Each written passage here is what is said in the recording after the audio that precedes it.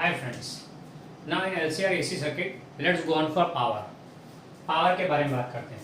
तो पावर के बारे में हमने डिस्कस कर लिया है. कौन से केस में? ओनली आर के केस में लिया था हमने. पहला हमने लिया ओनली आर के केस में, फिर लिया ओनली एल के केस में, फिर लिया ओनली सी के केस में. ये तीनों केस ले लिए. यहाँ पे power was V R M S I R M S into R. यहाँ पे पावर वॉज जीरो, यहाँ पे power was zero. Only inductor only capacitor circuit में जीरो लाए थे. अब लेना है सीरीज आरएलसी सर्किट में. तीनों तीन एक साथ हो, एलसीआर इन सीरीज, तो उस केस में पावर क्या आएगा वो ऑब्टेन करना है. तो शुरुआत तो हमारी फिक्स है. वी नो दैट, हमको सब कुछ पहले से ही मालूम होता है. क्या? Voltage apply to voltage of AC sources V M sine omega t, and that for current, current का formula is I M sine omega T plus phi. बराबर, omega T plus phi, where phi is the phase difference between voltage and current. दोनों के बीच का phase difference है तो. Okay. So now power P is given as V into I in electrical circuit. That will be equal to Vm sin omega t Im sin of omega t plus phi. Okay. Vm Im को बाहर ले लिया side में. क्या बचेगा? Sine of omega T plus five into sine of omega T. Okay.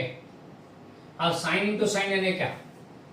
तो हम लोग देखते हैं, हमने कुछ ऐसा पढ़ा था, S plus S is equal to S C, S minus S is equal to C S, फिर C plus C equal to C C, and C minus C is to SS.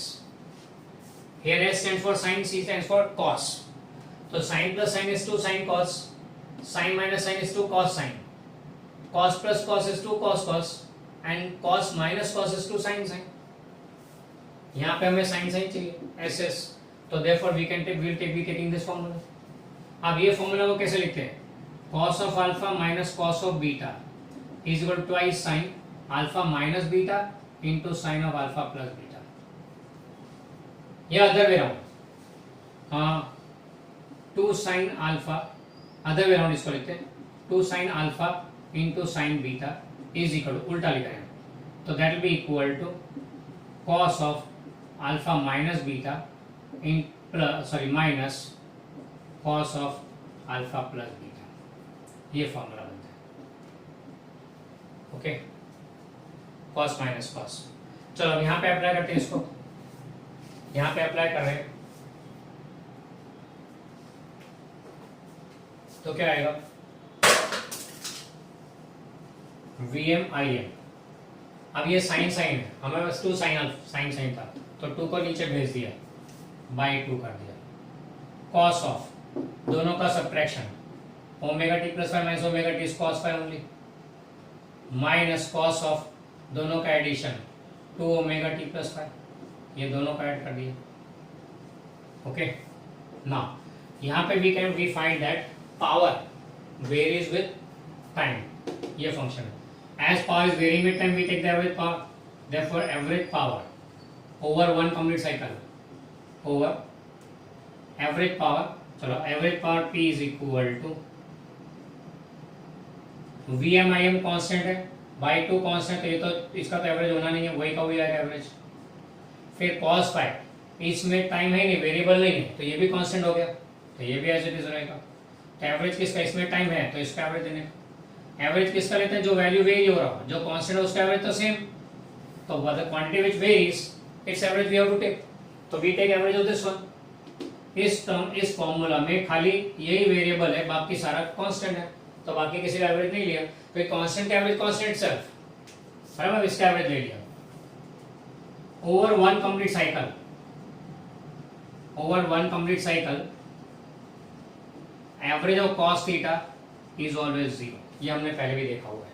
cos theta का average over one complete cycle is always 0. बराबर है. तो इसका मतलब ये हो गया कि ये एवरेज cos थीटा का हुआ, वेरिएबल t अंदर, तो 0 आएगा. यानी कि the second term goes to 0. Okay.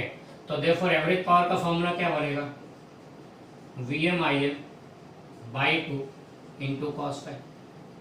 Now this can be written as VRMS IRMS cos phi. क्यों? क्योंकि इसको ये लिखेंगे VM by root 2 IM by root 2 cos phi, and VM by root 2 यानी VRMS, IM by root 2 यानी IRMS. So what we get the formula is, therefore average power over one complete cycle is given as VRMS IRMS cos phi, where phi is the phase difference between voltage and current. VRMS IRMS is VM by root 2 and IM by root 2. So these two are constant values. ये variable है, ये variable यानी कि power का value इस पे depend करेगा, and therefore it's also called as power factor.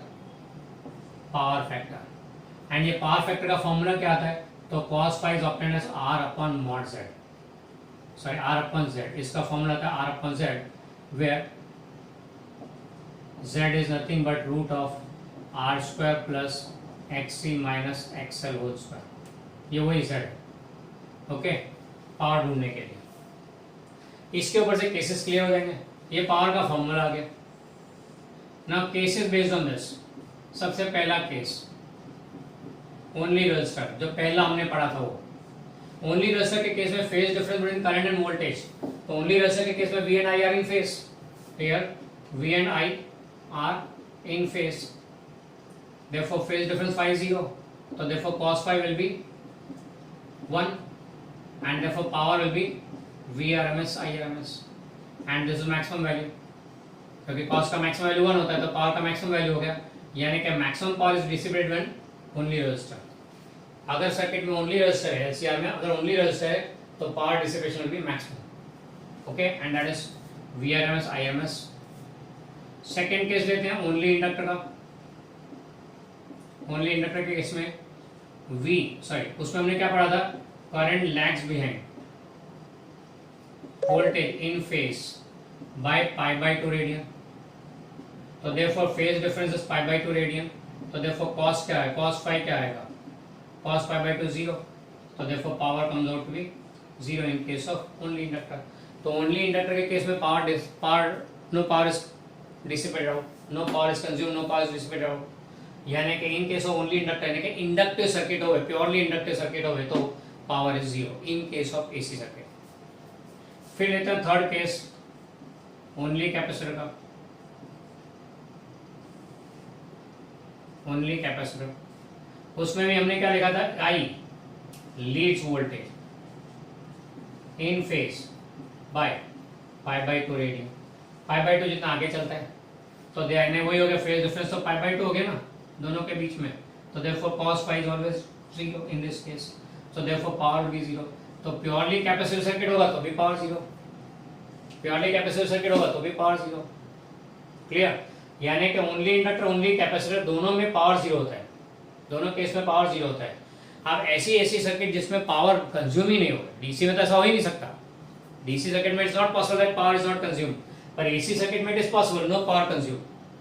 No power consume मतलब क्या हो गया, करंट फ्लो हो रहा है पर पावर का कोई कंजम्पशन नहीं या कोई डिसिपेशन नहीं, नो पावर लॉस.